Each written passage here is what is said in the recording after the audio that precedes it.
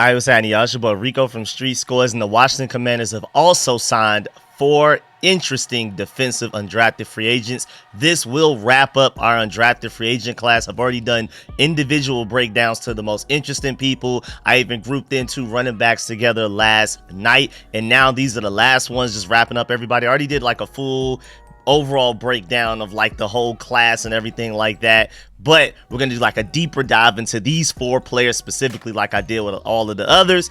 And we got to talk about how some of these guys may actually have some real potential. We're gonna take a look at the roster and see where, if any of these guys have a chance of actually making a 53-man roster. And I'm mostly excited about wrapping up this undrafted free agent class because I am so ready to finally get back to talking about this draft class. Next up, we have Dominique Hampton. We're gonna work our way all the way up to Johnny Newton. I've already done Jayden Daniels and Javonte John Baptiste, so now we're about to do individual breakdowns on the draft class, but I'm getting ahead of myself. Before we dive into this video, make sure you stiff arm that like button, stiff arm the subscription button, stiff arm the bell next to that subscription button so you get notification each and every time I release an informative and opinionated video just like this one. My voice is feeling better. It even sounds better right now. It's cracking way less often. I still can't hit high notes though. When I'm trying to sing a song, the high notes is over with. Dead for a minute. That's probably gonna last a few more days, but other than that, I'm starting to get back to normal. I'm doing my best not talking outside of like actually working on videos. Other than that, I've just been kind of chilling and stuff. So make sure you stay tuned because hopefully my voice continues to sound at least halfway decent while I'm getting through this draft class. I'm trying to wait at least like 5 hours in between every video just to give my voice some rest until it can fully recover. Appreciate y'all. Make sure y'all follow the TikTok, all of the social medias, Instagram, Facebook, Twitter, all of that, man. And of course, stay tuned because not only am I doing individual breakdowns for every draft pick and the most notable undrafted free agents like I've already done, but I'm also doing film sessions for each guy as well. So each notable player that the Commanders have brought in over this past week are getting 2 videos each. So make sure you stay tuned for that. And without further ado, let's go ahead and get to this video. Let's get it. Adam.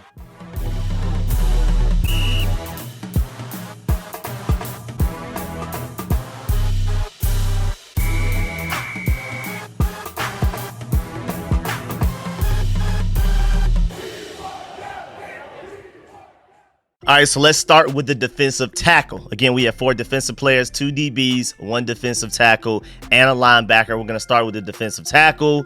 We have Virginia Tech's own, so a pretty local guy in defensive tackle, Norrell Pollard. He is signing with the Washington Commanders, and this guy ran a 4.8 at his pro day. Very impressive.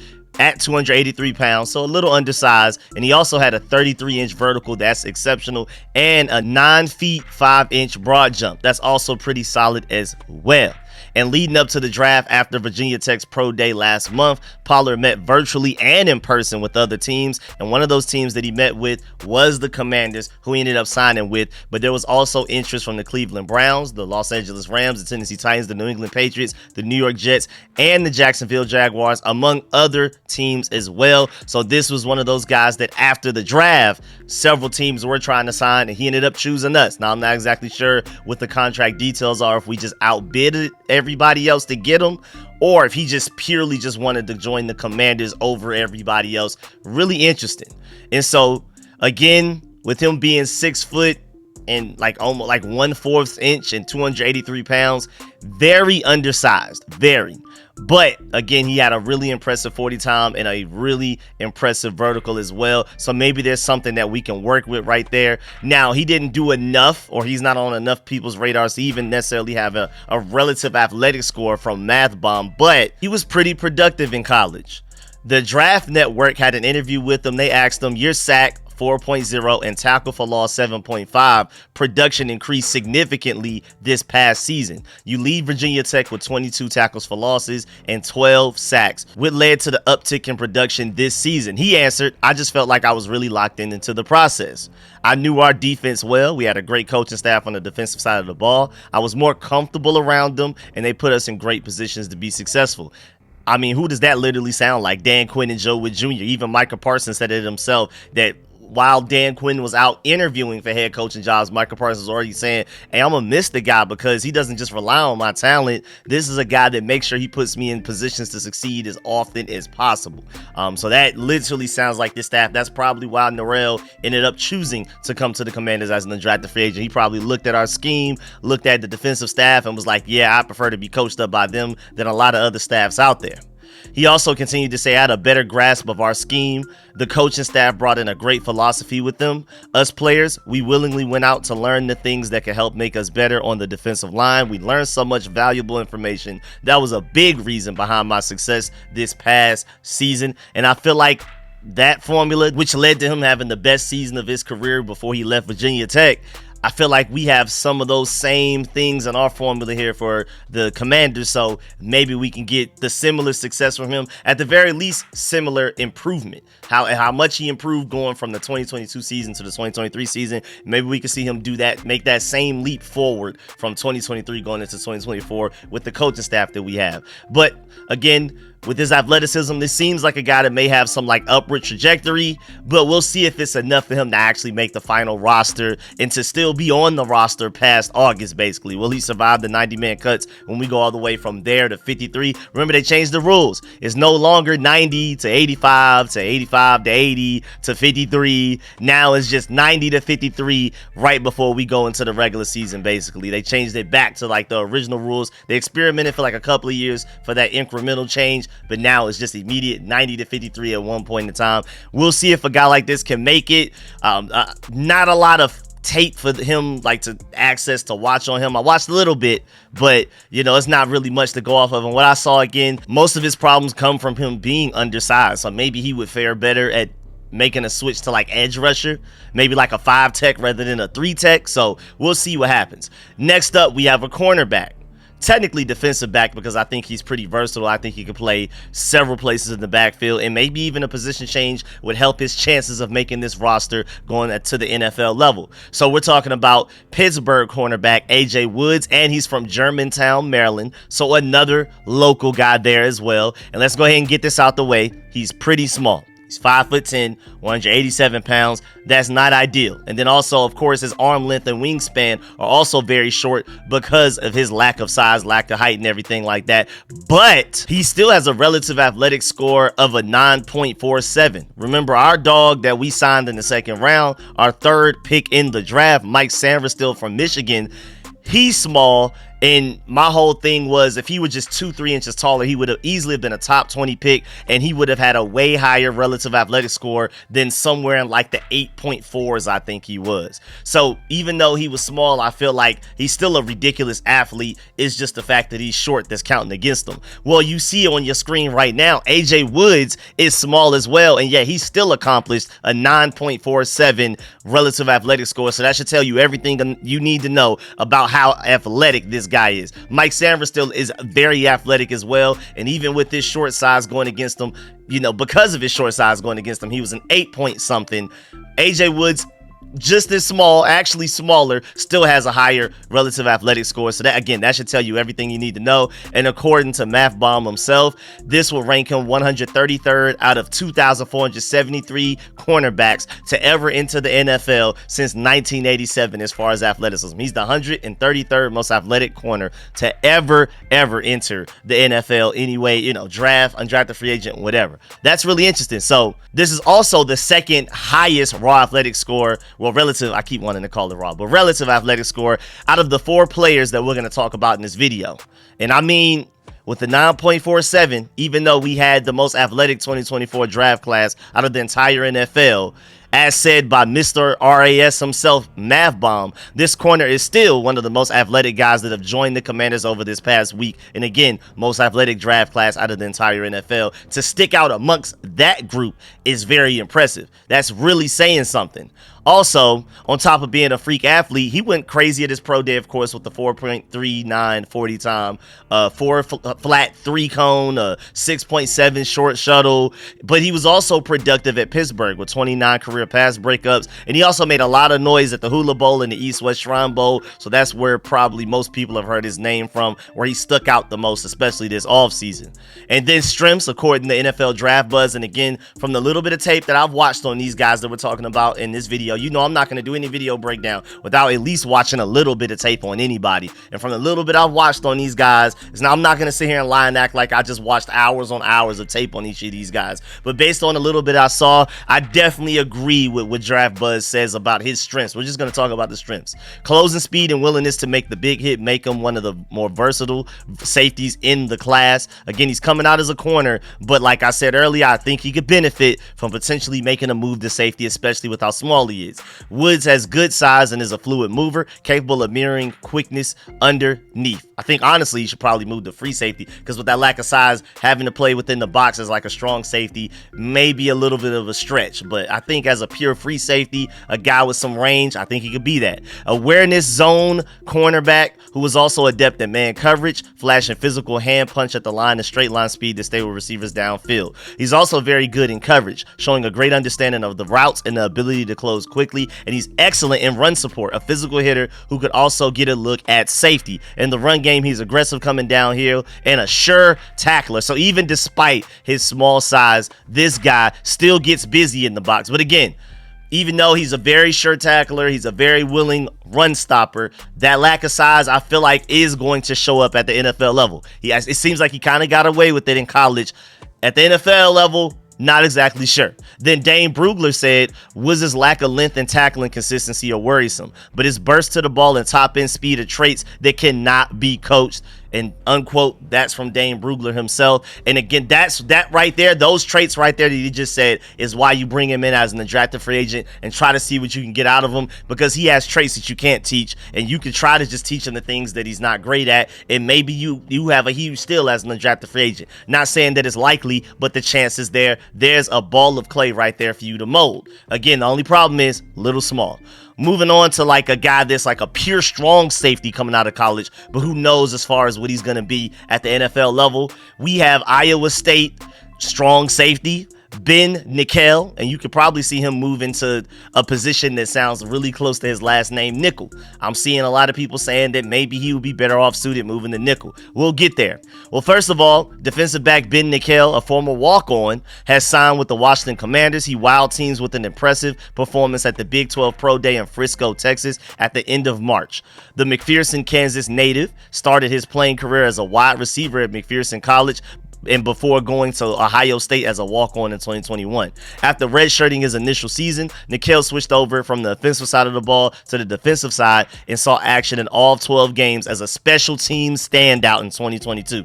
And then prior to the 2023 season, ISU head coach Matt Campbell awarded Nickel with a scholarship, and his value to the program was recognized by his teammates, who voted him co-captain going into the 2023 season. He finished the 2024 season with 40 tackles and was second on the team with 8 special team stops. He also scooped up a block punt against TCU as well. So again, I don't know if you've noticed, but another team captain right there, co-captain, but still. Adam Peters and Dan Quinn definitely have a type right there. Definitely have a type. And when you're looking at his relative athletic score charting right here, crazy athlete. Even slightly more athletic than who we just talked about in AJ Woods as the cornerback that could probably, be better off switching to safety. But either way, Ben Nickel with the highest relative athletic score that we're going to discuss in this video. One of the highest relative athletic scores, not only in our draft class, but just out of this entire 2024 class of draft eligible players possible. A 9.66 out of 10 is absolutely ridiculous, y'all. That is not normal. The only thing going against him is that he's also a little small. He's not quite as small as AJ Woods, but he's still a little small. That's why that chart is okay. But explosion, elite. Speed, elite. Agility, elite. This is the ball of clay that you take, and we don't exactly know what he would be best at yet, but I'm definitely willing to sign him as an undrafted free agent and try to figure it out over the course of this summer and see if he has a chance to make the 53-man roster, because, again, just as much praise we were giving AJ Woods for being very athletic, this guy's even more athletic and also in a slightly bigger body. I'm telling you, the ceiling sky's the limit for a guy like this. Very raw, still a lot of things we got to work on, more so a special teams type of guy. But at the very least, I feel like his floor is a great special teams player, and you never know if that may be enough for him to make the roster. We'll see. Dane Brugler had a breakdown on him, of course. He said Nickel faces an uphill climb to make an NFL roster, but his explosive speed and ingrained resiliency can help him earn a backup special teams role. I completely agree. I think that's his inside track to potentially making this 53-man roster, if there's any shot at all. Of course, with these undrafted free agents, it's not very likely at all. Even 7th round picks don't have a great chance of making a 53-man roster, so let alone an undrafted free agent. But I'm just letting you know that if there is a path, it's through special teams, in my honest opinion. Now, NFL Network's Lance Zierlein also had a quick breakdown on him. He said, overview, Nickel might not be talented enough to handle backup safety duties without more coaching and experience, but he deserves a look for his special teams work. Again, this is a guy that's transitioning from the offensive side of the ball to safety, so there's still some rawness there, as you would expect with a guy that hasn't been playing safety as long as most of these guys that are playing safety that just got drafted. Or at the very least on the defensive side of the ball, even some of the top safeties that were drafted may have played corner at some point in time before they moved to safety. This guy's going from receiver to safety, so there's a lot that he has to learn. I think just based on his positive trajectory, how he's improved steadily since changing to safety, I think you can bet on him getting better at the NFL level. But continuing with Lance Zierlein's explanation, he said he has good size and races down the field like his hair is on fire, both on kickoffs and as a gunner. Nickel played on all 5 phases of special teams at Iowa State, but he's nowhere near ready to take NFL snaps at safety, understandably. But he said his strengths, good combination of size, speed, and quickness. I would argue elite combination of size, speed, and quickness with that relative athletic score, but maybe Lance Zierlein felt like it didn't necessarily pop on tape as well as he actually ended up testing.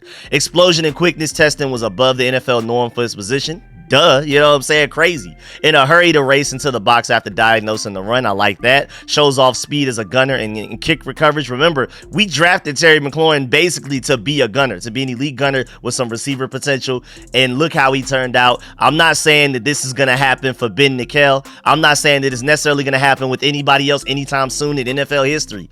Terry McLaurin is a one of one, but just letting you know, I'm giving you the path. And also fearless and flying down and throwing his body into coverage tackles. I'm not mad at that, man. That's something that you can take and work with. He may not be playable in his rookie season, but maybe he's a guy that sticks around on the practice squad until he is. You just coach him up. You can't teach that athleticism. You can teach him everything else. We can work on that. And then next up, we're going to end with the linebacker, because this one's a little weird because he's technically not a 2024 undrafted free agent, even though the Commanders announced him like he was, because the Commanders signed free agent linebacker Bo Bauer. This came immediately post-draft, but since the ex-Notre Dame linebacker was a 2023 undrafted free agent, it's kind of weird. I don't know. I don't exactly know how this one counts. He's technically not a 2024 undrafted free agent. Maybe it's just a rookie minicamp invite. Either way, though, he's an interesting player no matter what he's being brought in here to do or where he's coming from exactly, because throughout his college career, he recorded 120 tackles, 11 tackles for loss, and 2.5 sacks and 2 interceptions at linebacker. And in his last year at Notre Dame in 2022, because again, he technically left college entering the 2023 draft class, he went undrafted, and then he just got picked up by us, but he was named team captain, peep that again, by his teammates prior to the start of the season. Played in 5 games, making 1 start, and that's it. To be named team captain and only playing 5 games with only 1 start is very interesting in itself.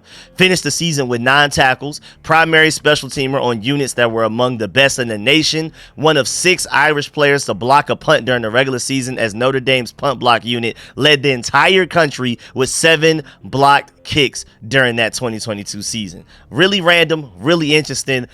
Again, special teams potential here and a team captain. I hope you're seeing the pattern with a lot of these undrafted free agents, especially about the ones that we're talking about today.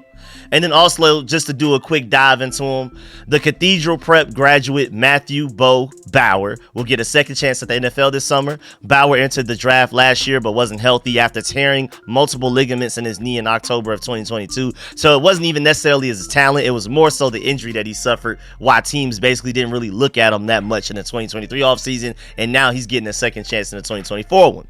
After getting a camp invitation from Seattle, Bauer, who measured 6'2" with 235 pounds and is his final year at Notre Dame, didn't make the roster as he was still dealing with and recovering from his knee injury. After a year of hard work, perfecting being a long snapper with several coaches, Bauer was back at Notre Dame's pro day in March. So apparently, he's also trying to see if he can work on becoming a really good long snapper as well, just in case. So I respect it, man. I highly respect the fact that he's like, hey, whatever I got to do to make this roster. I know I'm more of a linebacker. I mean, maybe you could try to move me at safety, maybe edge rusher, but I also can bring some special teams value as far as like a gunner, a guy going down there to make the tackles on kickoffs and things like that. But even if that's not enough, how about I try long snapper? I have nothing but respect for a guy like that that's just trying to hustle and doing whatever it takes. During his pro day, he ran a 40-yard dash time of 4.75. That's not great. 34-inch vertical, that's all right. And then a 10-foot broad jump, so that's pretty straight. And then he excelled in drills as a linebacker and a long snapper at his pro day as well. So they tried to showcase his skill sets in those different areas. But then also, probably the most notable thing about him is that he had 30 bench reps. That's elite as a linebacker. That's 96th percentile linebacker as far as like the NFL. Like, that's insane. He would be one of the strongest linebackers out of the entire NFL if he would actually make it at that position. He also has a pretty nice wingspan at 75 4/8 inches. So that's pretty long. This is a guy that's really strong, really long. Not very fast, not very mobile, but, you know, those are some things that you can kind of bank on as far as his attributes and things like that. And then draft buzz from the tiny bit of tape I watched on this guy, because I definitely have not seen any of his, like, long snapping tape, but outside of that, I agree with draft buzz when they say his strengths are closes quickly on relatively mobile quarterbacks, a consistently heavy hitter who flashes explosiveness and the ability to separate the ball. Bauer has enough speed to chase and run in pursuit. He has the overall athleticism to hold in space and when dropping in coverage. So really, I agree, when you look at his tape, he doesn't look 4.75 slow. And I know 4.75 isn't like the slowest guy, but he doesn't look like David Mayo out there. It's basically let's just get straight to the point. He doesn't look like David Mayo in coverage. And that, you know, that's not necessarily saying much, but that is important. Also looks the part. Good height and thick muscular build, long arms, good overall athleticism and straight line speed. He's at his best in coverage. He's a fluid mover capable of turning and running with tight ends or mirroring running backs coming out of the backfield.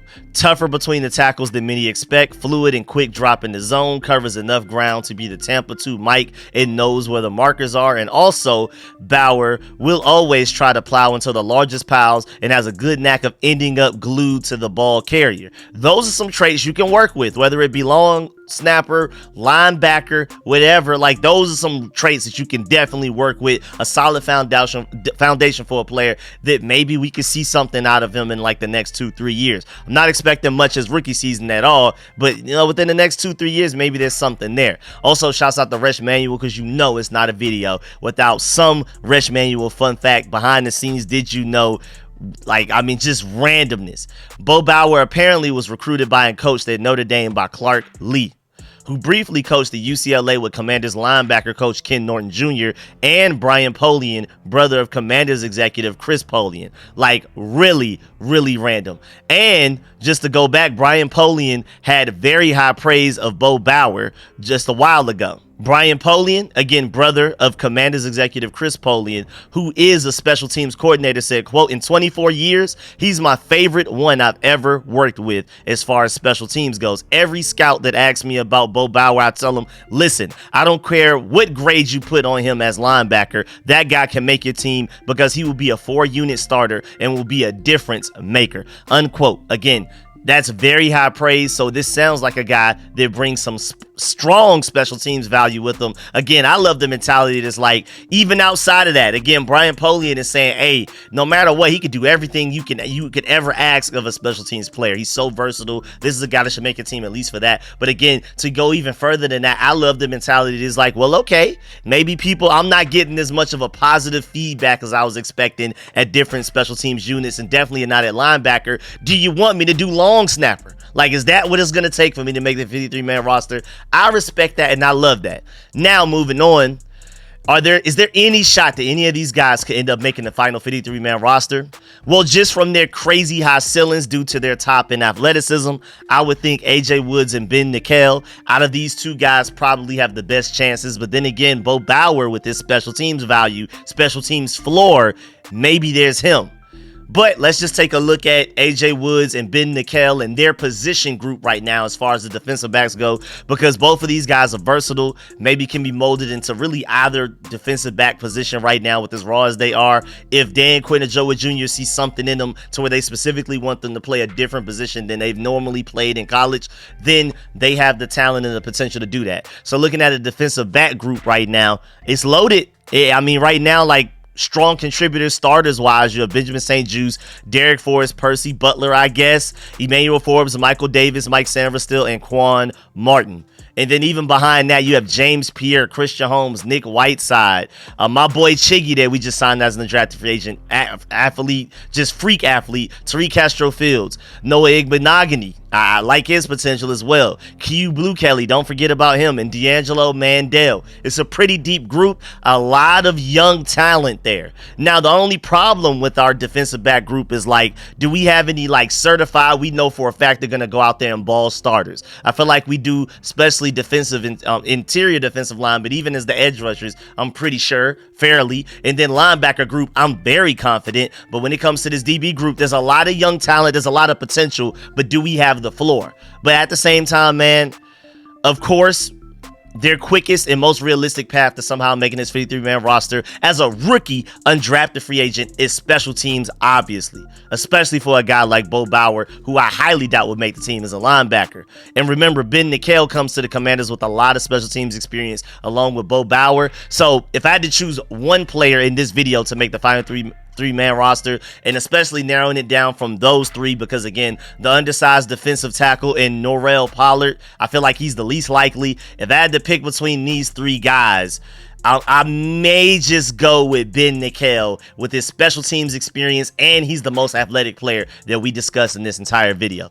I don't think anybody in this video that we talked about necessarily has a very likely shot, but we signed these guys for a reason, so it's not impossible. They're clearly on Adam Peters and those guys' radar. They also have better shots than any of us do, than I do making this video, than y'all do watching this video. So hey man, I'm definitely rooting for them, but it just seems very slim the chances that they have making this roster. But I can't wait to see all these special athletes competing against each other in off-season practice. I'm talking about this entire undrafted free agency class and our entire draft class as well, not just the four guys that we talked about in this video. I mean, it's to the point that I wish that there was some way that we could somehow live stream the entire rookie minicamp, because I gotta see all of these freak athletes running around and competing for their lives to try to impress the coaches, flash a little bit, and show them, hey man, make sure you notice me, so when we start to get to these 53-man roster cuts, you know, you give me more playing. Because right now, just think of the path as an undrafted free agent. I feel like the more you stick out rookie mini camps, the more opportunities you may get in training camp. The more you stick out in training camp, the better opportunities you'll get in preseason, because maybe you'll go out there with the second team offense or defense rather than the third team offense or defense. You see what I'm saying? So right now, this is when it starts. As soon as we get the rookie mini camps, it's time to hit the ground running for a lot of these guys. And I really want to be there to see those guys that are super desperate. They're in do or die mode, basically, as far as trying to impress these coaches and outcompete the guys around them. And then on top of that, we brought in so many 9-point something freak athlete relative athletic score guys. I would just love to watch a live stream of this rookie mini camp. This is the first time I've ever been like, man, I wish I could really see this rookie mini camp coming up. Usually I'm like, yeah, we can wait till like mandatory mini camp. We'll see these guys at training camp, or maybe there's like one special player that I'm excited to see at rookie mini camp. But right now, I want to see everybody. I literally want to see just a flat out 11-on-11 scrimmage right now with these rookies, because I'm just super excited about what I'm seeing. Even if they got to do like a 7-on-7 version of it, give me whatever it takes, because I just think it would be very exciting this time around compared to other rookie mini camps where we didn't just have this absolute collection of just aliens as athletes, man. It's absolutely insane. But yeah, man, that's the end of this video. Please get in the comment section. Let me know how you feel about everything discussed in this video. Please stiff arm that like button, stiff arm the subscription button, and stiff arm the bell next to that subscription button so you get notification each and every time I release an informative and opinionated video just like this one. Again, make sure you stay tuned because I have so much content on the way. There's no excuse for me not to do at least minimum 2-3 videos a day. So I'm already knocking this one out now. It's 3:30 p.m. as I'm recording. Hopefully it'll get out by 5 p.m. and I'm gonna have another video out by say like 9 p.m. probably 10 p.m. we'll see. And I'm still trying to figure out if I'm going into one of my really fun videos, kind of get away from doing draft and undrafted free agent breakdowns of players, or if I'm just going to go ahead and hop right back into the draft class and get right on Dominique Hampton so we can go ahead and move on up to Jordan McGee and then so on and so on. Brandon Coleman, working our way all the way up to Johnny Newton from backwards, from the end of the draft class up, because again, I already did Javonte John Baptiste. So I'll figure that out, but just know there's something on the way coming this evening / tonight. I really appreciate y'all. Shouts out to all of y'all. Let me know, of course, in the comment section how you feel about these guys. Which of these 4 guys stands out the most to you? Which guy do you feel like has the best chance of making a 53-man roster, if any? And of course, let me know how you feel about my points. Do you agree or disagree? And also make sure you do not leave this video without leaving a like and subscribe if you haven't, because I got y'all covered. Your one-stop shop for everything Commanders. And just because it's all this draft stuff going on, if there's any major news concerning the Commanders, even outside of the draft that we just had, and undrafted free agents that we just signed, I will keep y'all updated on that as well. It's not just a one-track mind. Anything Commanders, I got y'all covered. So make sure y'all stay tuned. I really appreciate y'all. I'm gonna catch y'all later. I'm out.